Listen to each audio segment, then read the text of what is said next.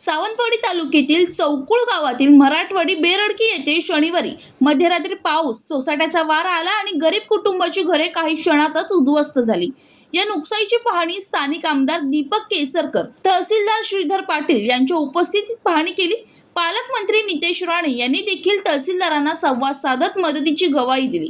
मध्यरात्री सारे झोपेत असताना अचानक वादळाने गरीब कुटुंबाचे आयुष्यभराचे कष्ट काही मिनिटातच मातीमोल केले। याची माहिती मिळताच आमदार दीपक केसरकर यांनी बेरडकीत जात पाहणी केली। नुकसानग्रस्तांना धीर देत नुकसान भरपाई देण्याचा शब्द दिला। या पाहणी दरम्यान आमदार दीपक केसरकर, तहसीलदार श्रीधर पाटील, पंचायत समिती सदस्य मायकल डिसोजा, मंडळ अधिकारी संजय यादव, ग्राम महसूल अधिकारी दीपक मुळीक आदी सहकर्मचारी उपस्थित होते। पंकज मळये, जनशक्ती, सावंतवाडी।